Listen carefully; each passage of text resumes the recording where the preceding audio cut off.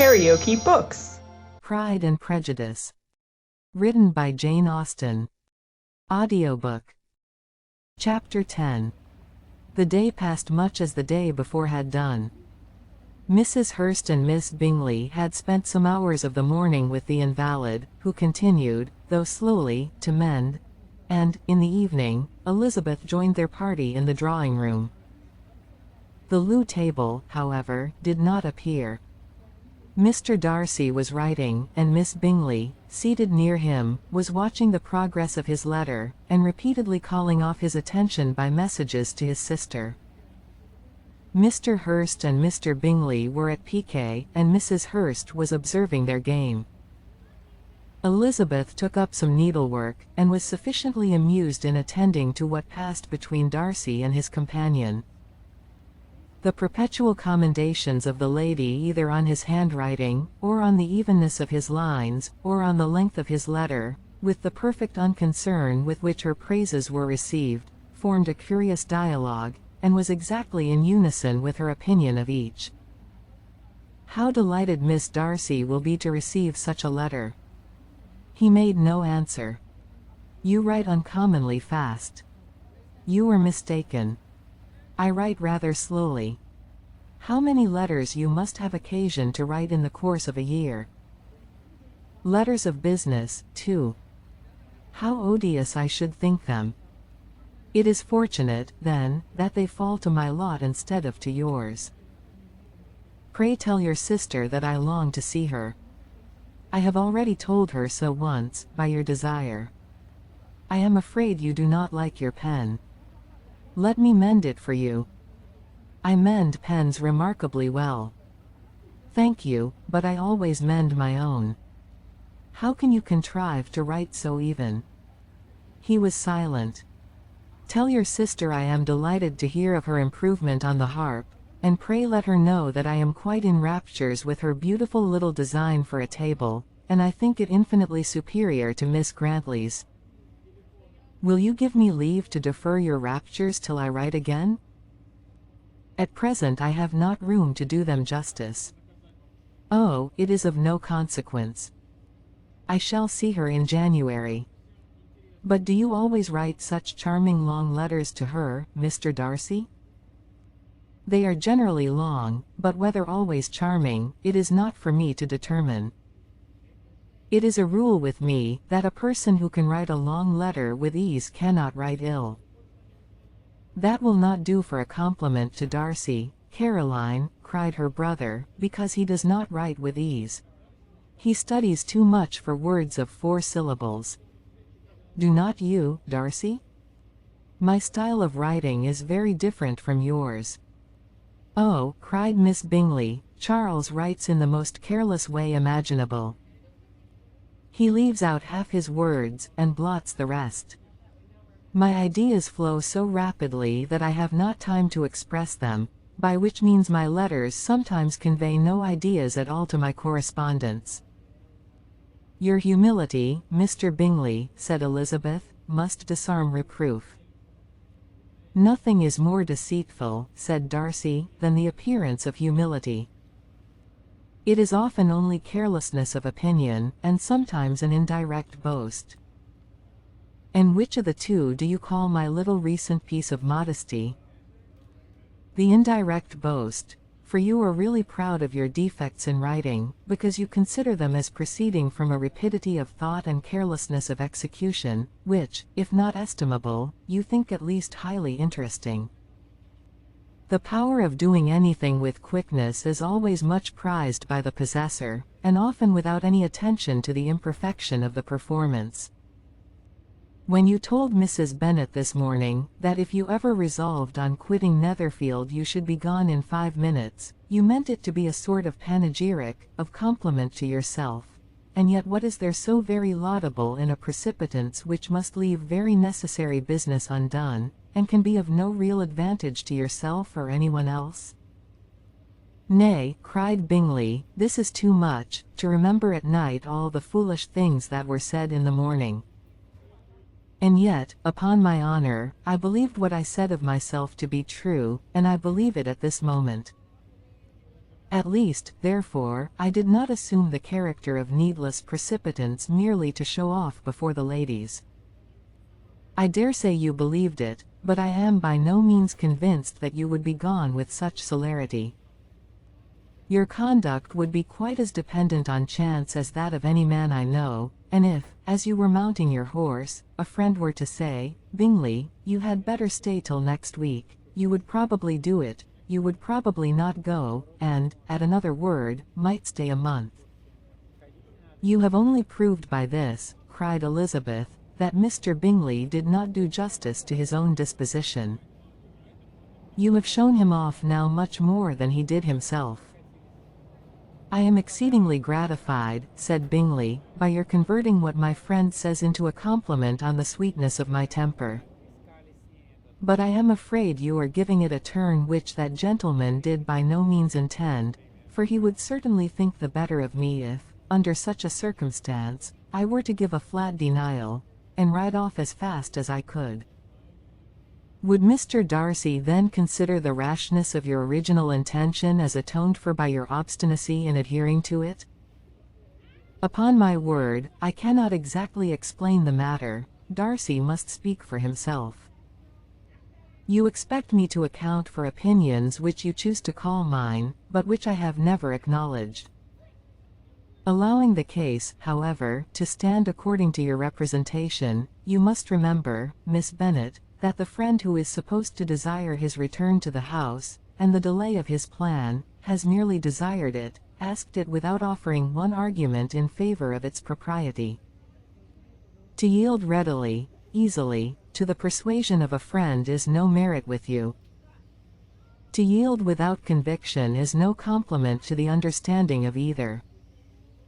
You appear to me, Mr. Darcy, to allow nothing for the influence of friendship and affection. A regard for the requester would often make one readily yield to a request, without waiting for arguments to reason one into it. I am not particularly speaking of such a case as you have supposed about Mr. Bingley. We may as well wait, perhaps, till the circumstance occurs, before we discuss the discretion of his behavior thereupon. But in general and ordinary cases, between friend and friend, where one of them is desired by the other to change a resolution of no very great moment, should you think ill of that person for complying with the desire, without waiting to be argued into it? Will it not be advisable, before we proceed on this subject, to arrange with rather more precision the degree of importance which is to appertain to this request, as well as the degree of intimacy subsisting between the parties? By all means, cried Bingley, let us hear all the particulars, not forgetting their comparative height and size, for that will have more weight in the argument, Miss Bennet, than you may be aware of. I assure you that if Darcy were not such a great tall fellow, in comparison with myself, I should not pay him half so much deference. I declare I do not know a more awful object than Darcy on particular occasions, and in particular places, at his own house especially, and of a Sunday evening, when he has nothing to do. Mr. Darcy smiled, but Elizabeth thought she could perceive that he was rather offended, and therefore checked her laugh. Miss Bingley warmly resented the indignity he had received, in an expostulation with her brother for talking such nonsense. I see your design, Bingley, said his friend. You dislike an argument, and want to silence this.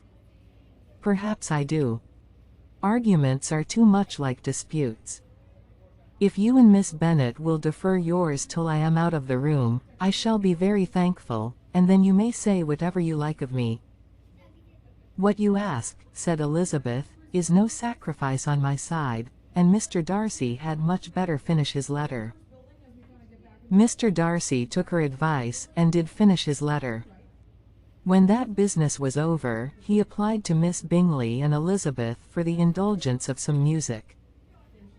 Miss Bingley moved with alacrity to the pianoforte, and after a polite request that Elizabeth would lead the way, which the other as politely and more earnestly negatived, she seated herself. Mrs. Hurst sang with her sister, and while they were thus employed, Elizabeth could not help observing, as she turned over some music books that lay on the instrument, how frequently Mr. Darcy's eyes were fixed on her. She hardly knew how to suppose that she could be an object of admiration to so great a man, and yet that he should look at her because he disliked her was still more strange. She could only imagine, however, at last, that she drew his notice because there was something about her more wrong and reprehensible, according to his ideas of right, than in any other person present. The supposition did not pain her. She liked him too little to care for his approbation. After playing some Italian songs, Miss Bingley varied the charm by a lively Scotch air, and soon afterwards Mr. Darcy, drawing near Elizabeth, said to her, "Do you not feel a great inclination, Miss Bennet, to seize such an opportunity of dancing a reel?" She smiled, but made no answer. He repeated the question, with some surprise at her silence. "Oh," said she, "I heard you before, but I could not immediately determine what to say in reply." "You wanted me, I know, to say, yes, that you might have the pleasure of despising my taste. But I always delight in overthrowing those kind of schemes, and cheating a person of their premeditated contempt. I have, therefore, made up my mind to tell you that I do not want to dance a reel at all, and now despise me if you dare." "Indeed I do not dare." Elizabeth, having rather expected to affront him, was amazed at his gallantry, but there was a mixture of sweetness and archness in her manner which made it difficult for her to affront anybody, and Darcy had never been so bewitched by any woman as he was by her. He really believed that, were it not for the inferiority of her connections, he should be in some danger. Miss Bingley saw, or suspected, enough to be jealous, and her great anxiety for the recovery of her dear friend Jane received some assistance from her desire of getting rid of Elizabeth. She often tried to provoke Darcy into disliking her guest, by talking of their supposed marriage, and planning his happiness in such an alliance. "I hope," said she, as they were walking together in the shrubbery the next day, "you will give your mother-in-law a few hints, when this desirable event takes place, as to the advantage of holding her tongue, and if you can compass it, to cure the younger girls of running after the officers. And, if I may mention so delicate a subject, endeavor to check that little something, bordering on conceit and impertinence, which your lady possesses. Have you anything else to propose for my domestic felicity? Oh yes. Do let the portraits of your uncle and Aunt Phillips be placed in the gallery at Pemberley. Put them next to your great-uncle the judge. They are in the same profession, you know, only in different lines. As for your Elizabeth's picture, you must not attempt to have it taken, for what painter could do justice to those beautiful eyes? It would not be easy, indeed, to catch their expression, but their color and shape, and the eyelashes, so remarkably fine, might be copied." At that moment they were met from another walk by Mrs. Hurst and Elizabeth herself. "I did not know that you intended to walk," said Miss Bingley, in some confusion, lest they had been overheard. "You used us abominably ill," answered Mrs. Hurst, "running away without telling us that you were coming out." Then taking the disengaged arm of Mr. Darcy, she left Elizabeth to walk by herself. The path just admitted 3. Mr. Darcy felt their rudeness, and immediately said, "This walk is not wide enough for our party. We had better go into the avenue." But Elizabeth, who had not the least inclination to remain with them, laughingly answered, "No, no, stay where you are. You are charmingly grouped, and appear to uncommon advantage. The picturesque would be spoilt by admitting a 4th. Good-bye." She then ran gaily off, rejoicing, as she rambled about, in the hope of being at home again in a day or 2. Jane was already so much recovered as to intend leaving her room for a couple of hours that evening. If you liked what you heard, please subscribe to the channel.